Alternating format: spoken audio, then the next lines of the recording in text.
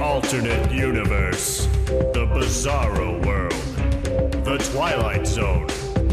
When it comes to football, they are all quite real, if only in the mind of Dave Dameshek. This is not the NFL. This is the NFL. Yep, it's time for another edition of the NFL, with a focus on one of the most famous plays in postseason history, Dwight Clark's grab in the '81 NFC title game, or as it's more simply known, the catch. We now know that Joe Montana ranks among the very best to ever play quarterback, and that Bill Walsh is regarded as one of the game's all-time most indispensable innovators.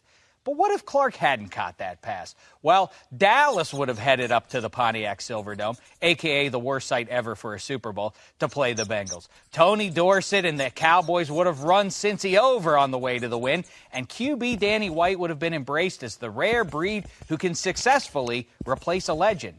But do the Cowboys stop there? No! With the higher level of confidence they've gained, they beat Riggins and the Redskins in RFK the following year, go on to that Super Bowl, and beat the Dolphins. Danny White gets the game MVP, and a dozen years later goes into the Hall of Fame. Back to the 49ers.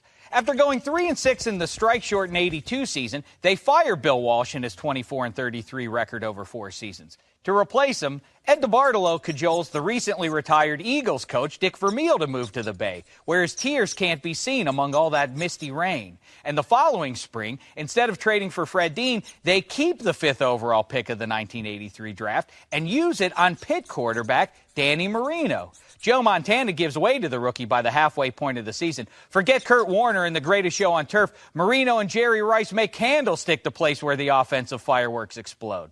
Montana decides to sign with the USFL's LA Express, where he finds himself in a battle for the starting QB gig with a BYU southpaw named Steve Young. When Montana loses that job, he quits football, drops out of society, and moves north to become a subsistence farmer in the state of Idaho. I bet you thought I was going to say Montana. Anywho, in '84, Bill Walsh catches on as head coach of the Saints, where he builds around running backs like George Rogers, Dalton Hilliard, Reuben Mays, and Ironhead Hayward. The Fleur-de-Lis win 3 Super Bowls by the end of the decade, and the rest of the copycat league adopts Walsh's now ubiquitous Gulf Coast offense. And that's another edition of the NFL. This is the NFL.